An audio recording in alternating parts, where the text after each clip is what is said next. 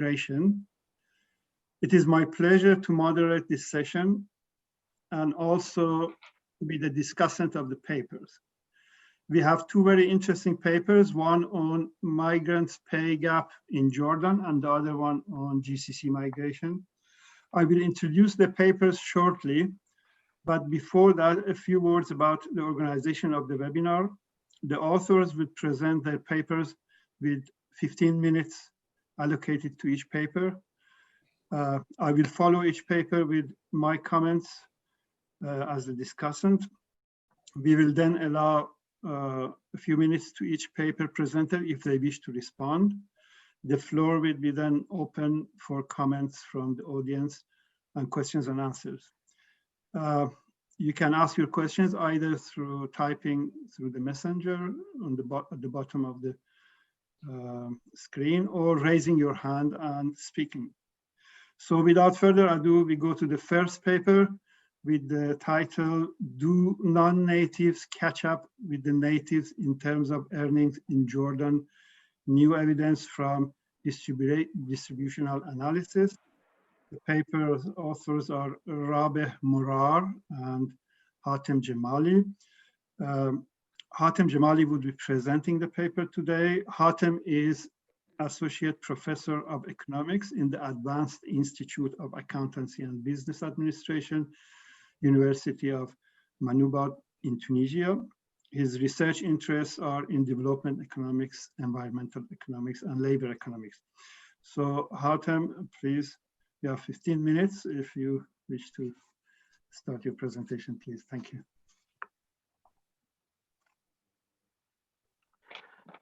Okay, thank you, Mr. President, for these presentations. I will present a paper dealing with wage gap in Jordanian labor market using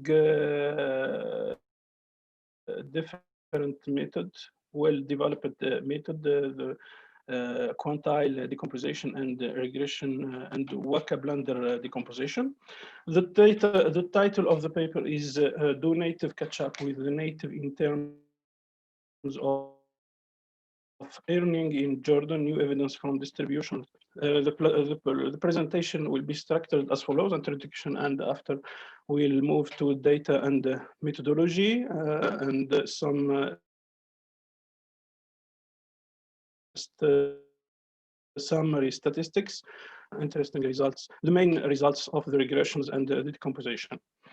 The aim of the paper is to study wage disparity in Jordan. Why we choose Jordan? Because the Jordanian labor market is very heterogeneous. There is high disparities in wage between native and non-native, including migrants and Syrian refugees. There is also an increasing rate of migrants from neighboring countries, especially from Syria. So there is surely a disparity in wage in the Jordanian labor market. For this application, we use two surveys, two waves of the Jordanian labor market panel surveys, 2010 and 2016. The two surveys provide a nationally representative data set with comprehensive information on workers' earning, as well as non-native identifier and individuals with non-Jordanian citizenship. The two Jordanian surveys were conducted through our cooperation efforts between the Economic Research Forum in Egypt and the Jordanian Department of Statistics. The main advantage of these surveys is to allow an in-depth analysis of the critical social and economic divide by Kraft and Assad in 2018. The methodology we use is the well-known Manserian human capital wage equation on a pooled cross-section data constructed independently from the two random sample surveys of the sample population for the two periods 2010 and 2016. the basic idea of this methodology, but we add we try to correct the problem of selectivity bias using the Heckman correction terms, and we use both regression analysis, the OLS, and the quantile regression, and also we use the quantile decomposition to look more deeply on the main drivers of wage disparity, and to focus on the two components of wage gap, the discrimination component and the composition component. Before doing the regression analysis, we try to do some summary statistics. These two figures show clearly that there is significant wage and sizable wage gap between the migrant and non-migrant, between migrant and native, in the 2 years, 2010 and 2016. This wage gap is also shown in these two figures, showing the quantile of the wage distribution. And we look that the wage gap is more significant and more larger in 2010 than in 2016. After we Hatem, we cannot see your PowerPoint. Well, at least I cannot see it. Is everybody else can see them? Basil, can it? No. I think that there is a problem of internet, but now you can see now? No, I think you have to go to the share screen mode. Lamis, is there anything you can do to? Yes, Hatem, please click on the green button called share screen. Yes, I show this. Yes. I think that it worked before. Yep. And now? Yes. Okay. You can see the slides. Now, Where is the last page? I look. The last page. I begin with the first page. You want? No. It was last week. No, please show whatever. I'm here in the results. No. What I'm saying is that please show results. your figure that you were talking about. We couldn't see those figures 1 and 2, but anyway, please feel free. Just navigate. Okay. For the results, there is two parts: the regression analysis and after the quantile decomposition. For the regression analysis, we show that for the OLS estimation results, that there is significant differences between the coefficient the estimated coefficients between the two groups, the native and the non-native. We show also that there is significant the human capital variables are all significant and have the expected significance. We show also that there is a negative significance of the squared experience coefficient that exhibits the widespread inverted U-shape relationship between hourly wage and experience. And this is the same results that we could find in the literatures. The main results also show that there is wage gap. As the main parts of these papers, it's not the regression analysis, but the decomposition analysis. And we could found in the unconditional quantile regression results that the mean and the OLS regression it show only the average, only one part of wage distribution. But for the unconditional quantile regression results, we could show that there is difference between the three parts that we we select for the wage distribution, the first one, the 10th, and the median, and the last quantile. There is a significant difference between this part of quantile. There is also significant difference between the results, the coefficient estimated for the groups of migrant and the coefficient estimated for the native migrants. So there is more. For the decomposition results, we could find that there is wage disparity, and this is the most important results in the paper. There is a wage differential are larger in the bottom and medium part of the wage distribution in both 2010 and 2016. So there is a wage disparity in the first part of wage distribution, but in the second part of the distribution, there is no significant wage disparity between the two groups. Between the 2 years, we find also some differences. We show that there is no significant wage gap in 2010, while the wage is small and weak, only significant and 10% level of significance in 2016. The negative things for the squared experience coefficient exhibit the widespread inverted U as shown in the Waka-Blender decomposition. Also, the wage discrimination is shown that is more severe in the medium of wage distributions. The discrimination affects also the second part of the wage disparities, contribute more than the wage differential, only at the medium of the wage distribution for both 2010 and 2016. To give some the main results, because in this paper we found so many results for the regression analysis and for the decomposition analysis, I choose to focus on the most important that we could use for some policy recommendation. The most important results are simply the Waka-Blender decomposition at the average part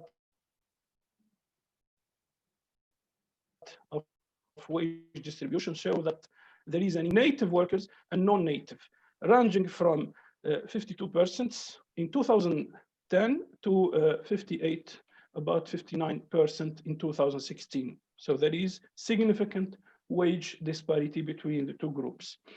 For the unconditional quantile decomposition, we found also that there is significant wage gap between the two groups, but the difference is this wage gap between these two groups is not uniform throughout the wage distribution, at the bottom and middle than at the top end of the wage distribution in both years, 2010 and 2016. The standard decomposition results reveal that the mean wage differentials are mainly attributable to the composition effect, the first part of wage disparity, explained mainly by differences in productivity characteristics in 2010, while in 2000 found that the discrimination effect are most important. So there is difference between the groups, and also there is a difference in results between the 2 years.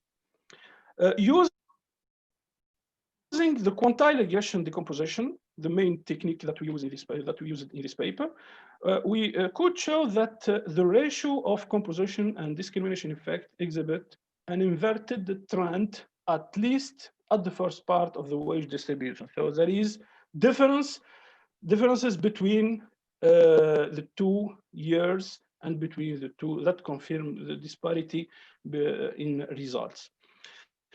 We found also that the non-native and native differences in general characteristics and occupation distribution are found to be generally the main contributors to the composition effect throughout the wage distribution in both years. While the most contributors to the discrimination effects, the second part of wage disparities, at the top end of the wage distribution in 2016 is the differentials returns to education. So education is a main driver, one of the main drivers of market between migrants and native. The differential returns to general characteristics are found also to play a key role in discrimination effects at the bottom and middle part of the distribution in 2010. Given this conclusion and given these results, this set of results, we could find and conclude that the non-native workers usually experience discrimination when compared to their native counterparts. More light, so accordingly, more light should be shed by Jordanian policymakers and other organizations to this problem of discrimination, more specifically against an increasing part of the refugees.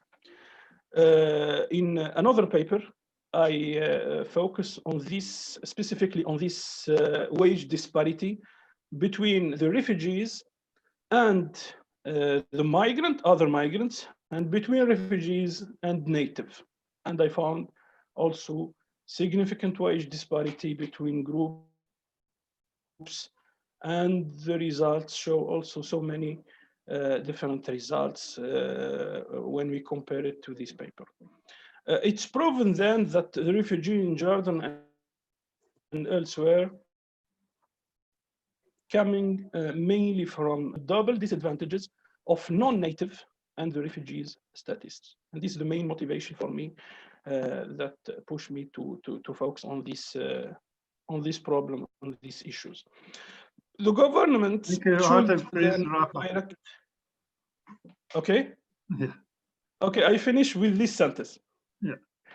The government should then direct more efforts to increase non-native educational attainments and overcome the problem of non-native occupation segregation by reducing access barriers for non-native and more specifically refugees to high-paying occupation, and making some better and relevant regulation to guide occupational choices. Many thanks for your attention, and sorry if I used more time for the presentation. No, Hatem, thank you very much. It was, you just use your allotted time, and thank you for a very interesting presentation. So I'll make some comments on this paper, and then we go to the second paper. Okay, thank you. Thank you.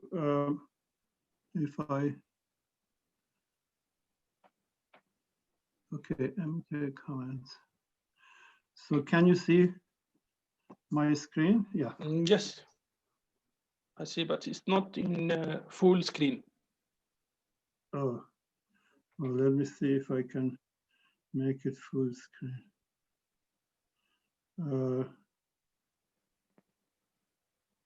I think that in the right on the top from the beginning. Okay. From beginning, I think. Here? Okay, good. It's clear.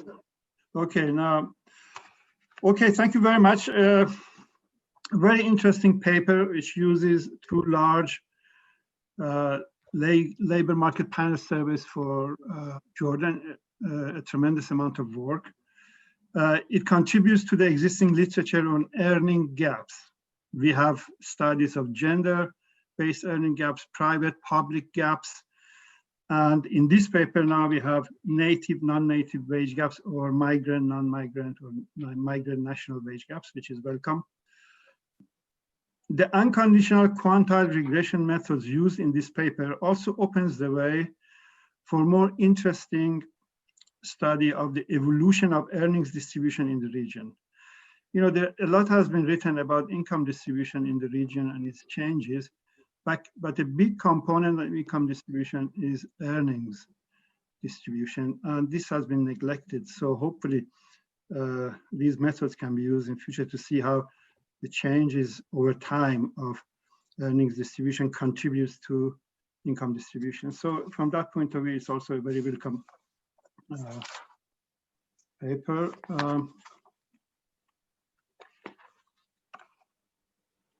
Well, I make brief comments first on presentation of data and information.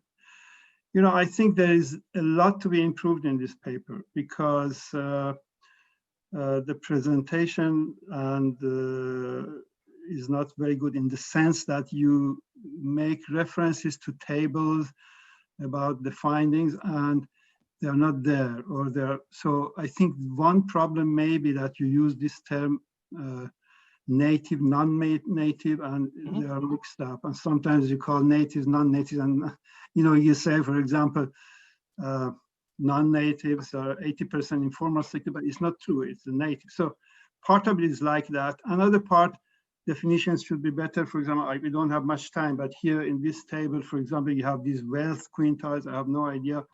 First of all, you don't know how they're calculated and how this means, what do they refer to? Do they refer to the proportions, do they refer to the size of the wealth? But anyway, and other discrepancies.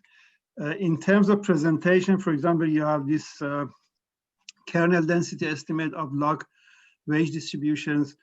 That is not very informative. So the most important, it would be very useful for the reader if you had just you know, the histogram of the two distributions. It gives much more information because this is a descriptive part of the, so this of the presentation. So this kernel density hide a lot, particularly the way you have smoothed them.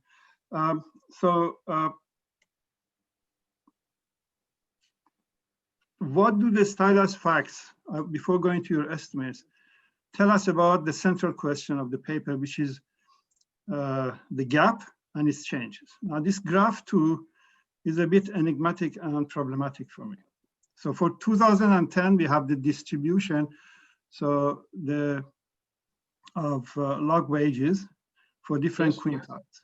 And you can clearly see that the natives, there is a gap, and as you say, this gap closes for upper quantiles. And those upper quantiles really probably in your data in terms of the size of the migrant labor is very low, so they're not probably very precise. But basically, it shows this gap, and it narrows slowly, but it's large. Then you look at the 2016, and there is no gap, basically, it's closed. So what is the problem? Is the problem because of data, because of, I don't know, sampling bias, because you have a small sample, is because you made a mistake in weighting your sample, or is it genuine? If it is genuine, this answers your question. Between 2010, 2016, the gap has been closed. So you should look into this and see what is the problem here. Of course, even if you allow for characteristics, as you do in later on in your regressions, we know these changing characteristics are not, you know, are not going to influence this. So this is problematic. You know, these are the kind of things that you should look into very carefully, because, you know, if somebody who reads this paper reaches this stage and finds these discrepancies, they may stop reading. So please pay attention to these things, but also try to sort out this problem. I don't know what is the reason. I mean, it could be genuinely that the distribution, the gap has closed. We know in this period, the 6-year period, there were all the Syrian refugees. Did they make a big difference? Was it the change in laws, or is it really a problem with the data? Or is it perhaps you have plotted here the reweighted sort of distribution related with characteristics of migrants? I don't know, but this is a problem. Anyway, so moving on quickly to your OLS is, well, you start by saying that you're going to use the Oaxaca blinder decomposition method, but then you use really use, no, but both in the quantile and also in your OLS estimates, you use dummy variables to capture the effects of year, etc. But if you look at these distributions, for example, the distribution of earnings of the particularly the migrants, the shape of the distribution changes. We have 4 different distributions here. And then you pull them together and then you use dummy variables to capture. It's not just the shift which a dummy variable can capture. If the distributions are very different, then perhaps you should do the full O'Haka-Blinder decomposition instead of that. The same goes for your unconditional quantile regression. You first estimate the pooled estimation method, but then of course you go to the decomposition method, which is fine. But the decomposition method, I would like to see the separate unconditional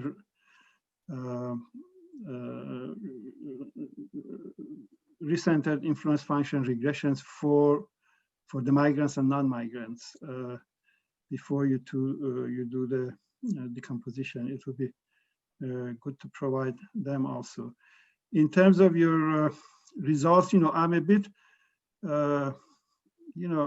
skeptical about the size of the composition effect. Usually your results are too high. And if you look at your pooled unconditional quantile regression results, you see that the R squares are very low. I mean, it's 5% in one, in the top of the distribution and 30% in the bottom of the distribution, but your composition effects in the decomposition results are very high, 50%, 60%. So I don't know, you have to look at this again.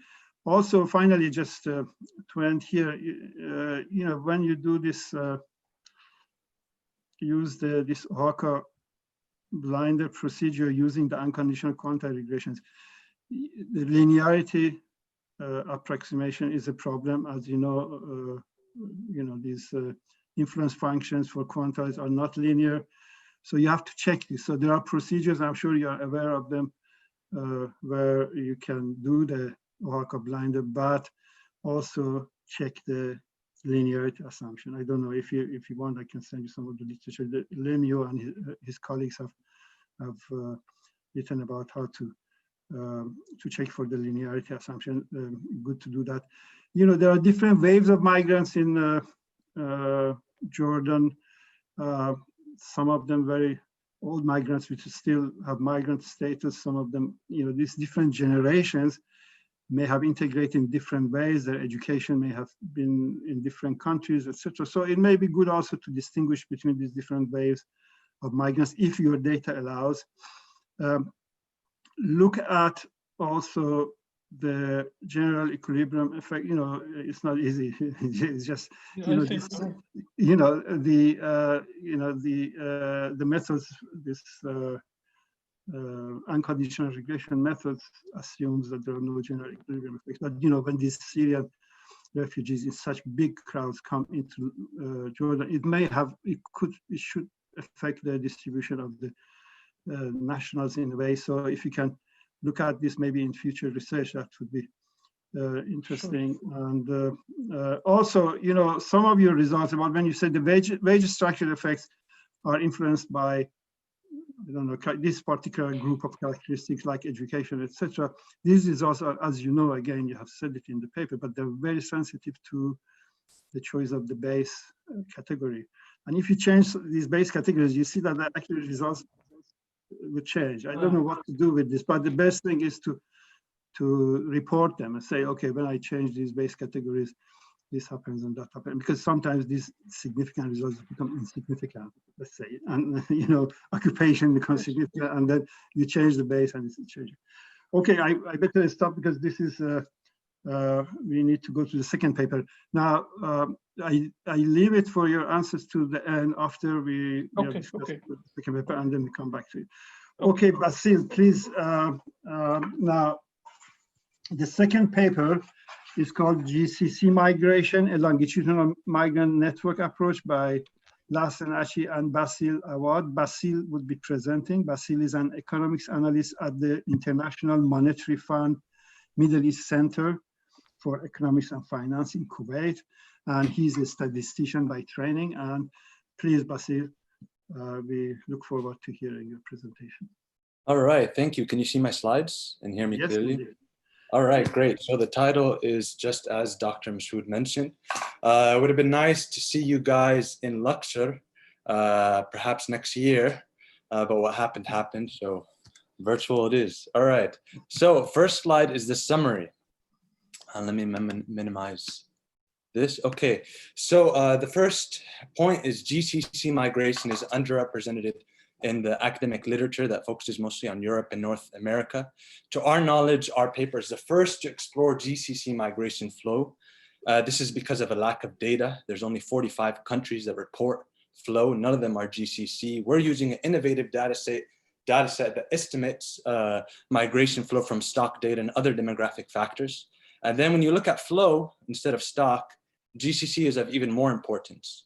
And then when you run a network-specific form of centrality, which I'll go into later,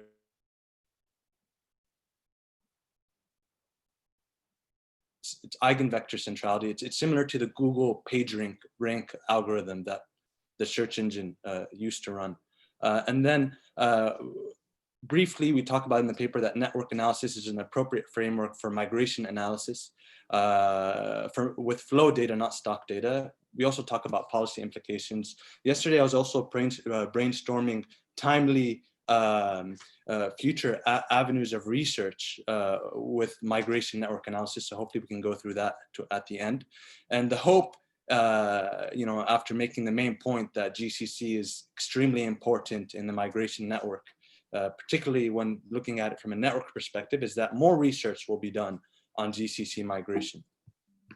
So just to give a quick background, why is migration important? So 10 out of 17 of the SDG goals are related to migration. There's this paper in the American Economic Association, it's in the references, it's called $1 Trillion on the Sidewalk. Researchers generally focus on the effects of immigration, the receiving country, rather than immigration with the E, the sending country. And the survey that was done in this paper said that world GDP would increase by 67% to 147%, with the author of this paper mentioning a plausible gain of 20 to 60%. So what's mentioned in that paper is that restrictions in labor movement is the greatest single class of distortions in the global economy. Another way to kind of mention the importance of migration, I was looking at GCC remittances. So just remittances from GCC to Egypt, they're 5 times the amount of aid in that same period, 2016. Remittances are also counter-cyclical. So when a crisis erupts, investment dries up, but people living abroad feel more compelled to support their family. Literature review. So we divided the literature review into kind of 2 categories. People that did network analysis on migration with stock data, which is not correct, because looking at an extreme case, if outflow equals inflow, there's 0 movement in stock, but there was movement in people. And some of these authors that did the network analysis with stock later did it correctly with flow data, and this sort of analysis is being done in Europe, for Europe and North America. Ours, to our knowledge, is the first to do it on the GCC. There was this useful paper, the last bullet point, where they ran 8 different centrality measures of centrality being what's the most different ways of saying what's the most important node or country in the network. But GCC was not included because the data was the 45 countries that report flow, none of them which are GCC. Data source. So there's this paper that came out in Nature that did kind of a systematic validation of 6 different estimation methods for flow. Some of them were just stock differencing, some of them were a bit more refined. We picked the one that did the best when being compared to actual data. So that's the data that we used. It's a pseudo-Bayesian estimation method. The data is in 5 periods, 5 years from 5-year period gaps from 1990 to 2015. And there's 200 countries in this data set. And then we grouped all the GCC countries together as a single node or one country. So total, so the first graph, so this is migrant stock, not flow. And if you see, USA is kind of the most important country in this graph. And then you see GCC pick up, you know, in importance after 2005. But that could be just because, you know, US has been accepting migrants for a long time. So you have a sort of accumulation effect. Second graph is migrant stock percentage, same type of data as the previous graph. And then you start to see that the rise of the GCC's importance becomes more pronounced after 2005. And then this graph right here, I mean, sorry for the jargon, weighted difference centrality, that's network jargon for just net inflow. You see that when looking at flow from 2005 to 2010, GCC is the most important node in the global, you know, migration network. And then it's a close second in the last period, 2010 to 2015. This graph briefly talks about, you know, the differences between stock and flow. So you have birth and deaths that affect, you know, stock, but don't affect inflow. But I'll skip through this graph. I think it's self-explanatory, or this table, to make time for the next things that are being shown. This is another example of the discrepancy, because you have a lot of people that made this mistake between using, you know, stock and flow data. So here's, you know, Algerians in France. We have the flow column and the stock column, and the differences in stock from the two previous years, or from the previous period. And you notice that, you know, towards, you know, the later period, you know, 2010 to 2015, you know, the discrepancy is double, right? You got, you know, flow is 250, but difference in stock, if you're just looking at different stock, you got like more than 500,000. So why we use network analysis for migration? It's to look at like patterns and to make statements about, you know, not just a single country's importance, but its importance relative to other countries on the network. So you have certain concepts like connectivity, you know, how things flow through the network. So whether that's migrants or ideas with other types of paper, or financial contagion. And then you have ideas of centrality, which is not just, you know, total number of migrants, but, you know, is this country connected to other countries that are fairly significant on the global migration network?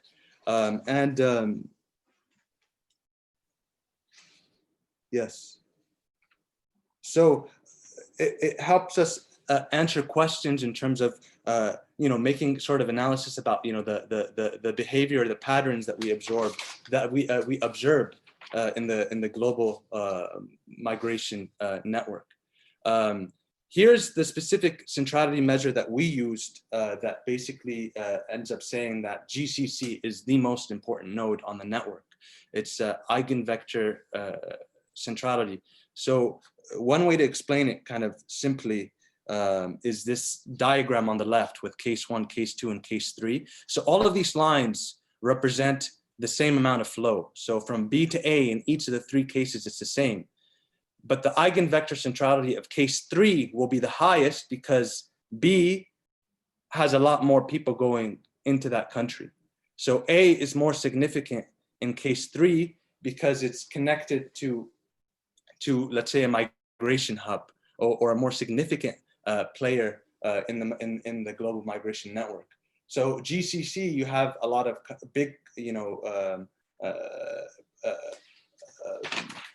migrant countries like India, Bangladesh, and then of course Egypt and other Arab countries feeding into there. So it becomes the most significant node on the network, and it's a close second. So it's behind India.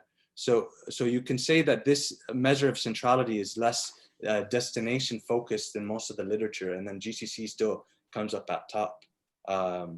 which is another reason why, more research and focus should be done on the GCC. Another way to look at eigenvector centrality is similar to the Google PageRank algorithm, right? Where you have one website is more important if it's being linked or being linked to other websites of more significance. So it's not just about, the views that are coming on that one website, but is this website being referenced in Wikipedia? Same concept here. Is this country connected to the other big players on the network?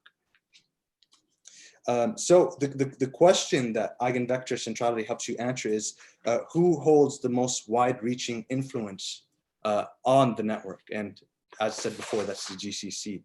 More network analysis. We ran like a quick, we wanted to see what's the correlation with total outflow, a simple measure of centrality, and this eigenvector centrality. It's fairly high. It's like 84%. So we tried to explain it, and one way we explained it with a concept called transitivity. That's how connected are all of the countries on in the global migration network, and they're fairly connected. So transitivity, looking at this diagram on the left, case 1, this network is more transitive than case 2 because there's more triangles. So you're looking at the number of potential triangles and the actual number of triangles on the graph, and then that's your transitivity measurement. And then we simulated, which I can go more into the details if time. Basil, you have 4 minutes, so try to wrap up. I'm sorry, I didn't hear the last part. You have 4 minutes, yeah? Is it? Okay, great. Yeah, I want to get to the policy paper, the policy side, which is more fun. So we ran a simulation, and then basically through the simulation, where we assumed the same number of nodes, same number of countries, that is, same number of connections between countries, and then we just randomly simulated the weights, so the flow number, the actual flows between countries to see how transitive the actual global migrant network is to a random simulation, and it is fairly transitive, which has policy implications, right? So this kind of saying that the global migrant network is highly transitive goes with current migration theory, where some people say that you can structure immigration through influencing the initial composition, but it's tough to control it in the long term, which is perhaps particularly relevant for the GCC as it moves from a sponsor-based kafala system to a more open contractual system that strengthens migrant rights. And there's a couple of interesting things that can be done in the future with sort of the same sort of data and the same topic. So sort of brainstorming is, you now have these like COVID-19 bans, right? So some countries are banned to travel from the other. So that's something that can be simulated from a network perspective. Also rise in populism, so if one country makes it tougher for one class of migrants to come, you can model what's the other places these migrants will go to. One thing that I thought was particularly interesting, so right now with COVID-19, a lot of people are working remotely. So you have these digital nomads. So you have these people that work abroad in different countries for 6 months. And these are people that you want in your country because they're basically 6 months, people who are staying for 6 months on vacation, but they have a 6-figure salary, they're paying rent, and they're buying stuff. So how people, we're aware of how countries compete for these sort of visitors, right? It's internet speed, security, and a number of other factors. So you can create something that perhaps is more of a, you can run game theory on networks. So it's not just, a single quadrant, but you can see how, try to find, where's the equilibrium with different payoffs given a certain network structure. So you can model things with payoffs. And I think you can even get like data for people's interest in going to different countries, because these are digital workers, so they're probably like searching things online, like what's it like to work in Jordan. So I thought that would be interesting, and that would have specific policy implications, because these are people you want in your country. They're spending money, and future research can focus on individual GCC countries and examine similarities and differences in their migration strategies. Other ideas specific to the GCC. So, for example, if President Duterte bans, the sending of Filipinos to a specific country because of, it's been done before, to a specific GCC country. You can try to model out where those migrants would go to next. Similarly, there's some talk in the literature that in the GCC, you've had Asian migrants replace Arab migrants because Asian migrants are less likely to have certain political affiliations than Arab migrants. So you can even model like the dissemination of certain ideologies across the migration network across different countries, in addition to the diffusion of different migrants from different countries, and see if they correlate with each other. Okay. So I think that's it. Thank you very much. Thank you. Thank you very much. Particularly, you made interesting extensions of this research for future research, this type of analysis. Okay, so I have a few comments and then take it from the MK comments here.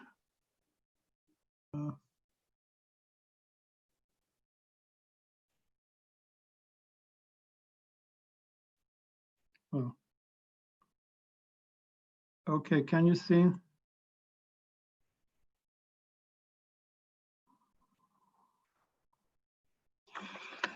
Okay, well, this paper this is with a very important subject in GCC area, which is migration, of course, and takes a very innovative approach.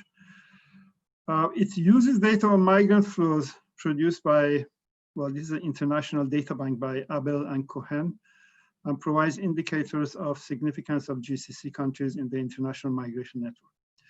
Now, the paper produces, well, my comments, basically one set of comments relate to the data. It reports data in the form of graphs of aggregate GCC level. At the aggregate GCC level, it would be appropriate to report country level data on the basis of which they perform the analysis. What they refer in the paper to network topology, with graphs of, which country is linked to which country with some numbers. I know these numbers are available in the Abel and Cohen data bank, but it would be appropriate that you report these linkages for the different years, the flow data, of course. It would be also appropriate to check the accuracy of Abel and Cohen's international data on migration flows for the GCC countries using local knowledge. Now, the international estimates of this flow migrants are based on United Nations data on stocks and flows from different countries. And these data really for each country has a different definition and different type of migrant and different data sources, population censuses. Some use travel, some use naturalization data. It's really a hybrid. I'm sure the Abel and Cohen, they try to make this uniform as much as possible, but still, since we are using it to this particular set of countries, it would be good to look at them, particularly that the type of migration in these countries are really temporary migrants. And temporary migration, of course, would mean that with the same change in the stock of migrants, the flow could be well above what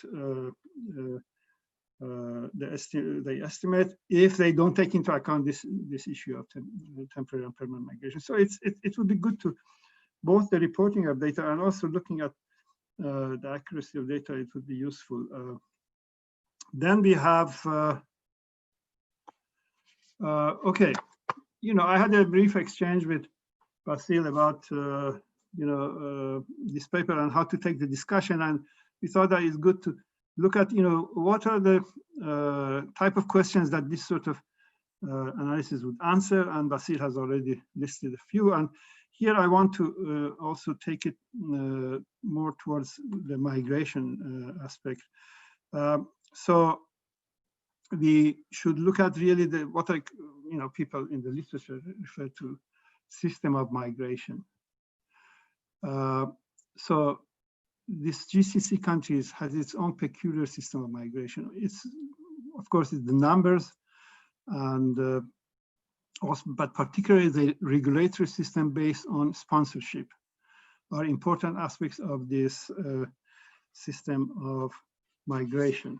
As the paper also specifies, the GCC countries do not have an open labor market and regulatory system like, for example, in the European Union, where these techniques have been applied, but they are striving towards such a system. So they are trying to introduce reform, and this sort of analysis may help this reform process. But for that, we need to better understand the system as it is. As a result, they do not have an internal labor market, but a fragmented system. So at the present is really a fragmented labor market system. There is low skilled labor market entirely composed of migrant labor and under the kafala regulatory system, and a high skilled labor market with possibly different relational linkages. Now, if we distinguish between economic and network-based relational linkages, looking at the economic-based linkages, it's really straightforward. They are mainly demand-driven. These countries need data. They get the data, the construction boom, and you need construction workers, you get it. So what happens in the supplying countries in terms of economic fluctuations, unemployment, etc., really doesn't matter for them. So the economic sides of the issues are more straightforward. Now, from the network perspective, I think the networks of kafala system are very important subject which can be analyzed using network analysis. The network linkages in the kafala system is based on the network of sponsors and intermediaries, both in the host countries and in sending countries, involved in exchange of labor, information, money, and the understanding of such networks can have important policy implications for the reform of the system. So since these countries are starting to reform this system, that really without understanding how they perform, it's not possible. So we can ask questions, what are the linkages between such intermediaries across GCC countries? For example, who are these intermediaries in India? Does the same one deals with a number of GCC countries? How competitive they are? What are the important nodes in this network? Are there any significant central cores which within such networks? What role do they play in transmission of information? What impact they have at the community level in generating other sub-networks? And one can look at these multi-layered networks, and what are their links with the sponsors in the GCC countries?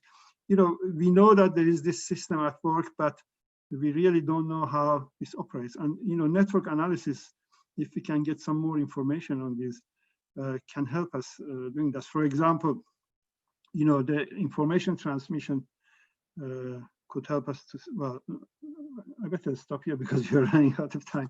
But anyway, so I'll stop here. Well, we move to, if the authors want to make any comments to any answers to my comments, but in the meantime, if we can, the audience can start sending us questions and answers, we can also address them. So I invite first Hatem if he wants to make some comments, and then Basil, and then in the meantime, please forward your answers. We can overrun a bit, I don't mind, and I think our speakers also, and the ERF doesn't mind, so we can do that if possible. So please, Hatem. Okay. First of all, I wanted to thank you about the comments you mentioned. I think that the difference between the 2 years, 2010 and 2016, is need more, as you mentioned, 4 years, and we look this significant difference between the 2 years. So I will try to rework on the data and look if there is a problem of deflation or a problem of I will try to find a solution for this problem. And for the problem of the basic category, I think that in the empirical analysis for so many papers dealing with the quantile regressions and the decomposition, the selection and the choice of basic category is main issue in quantile regression. Also, there is another issue that I didn't find a good solution to resolve, is the problem of selectivity and selection base with the quantile decomposition. I tried to find the suitable way to dealing with these two issues, the choice of basic category and selectivity base in the empirical analysis to improve the paper. So I think that these two are very important issue to deal with to improve the paper and for other application also. I thank you for this comment. It is very, very empirical. Thank you very much. Thank you. So, Basti, do you want to make some comments? Yes, thank you very much. Yeah, you know, there's a couple of things that we left out in this paper. We did it with stock, but we didn't do it with flow. So that's very useful to put, you know, the individual country statistics in there. One thing that we did that was left out in the paper was that we created like a similarity index between two countries. So not just, you know, the amount of flow of each country, but let's say we came up with some metric to say, you know, how similar is Oman to like Qatar and how similar is Qatar to Kuwait in their migrant mix.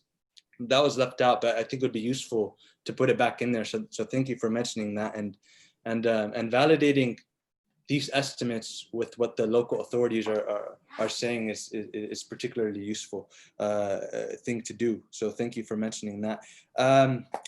Yeah, as you mentioned, these are mostly low-skilled migrants. That's the bulk of migrants to the GCC. Unfortunately, with the data that I was using, they don't make that distinction between, you know, occupation that or the level of skill of migrants with the UN data. They do it with the OECD data, but so, you know, it would have to be something specific to Europe.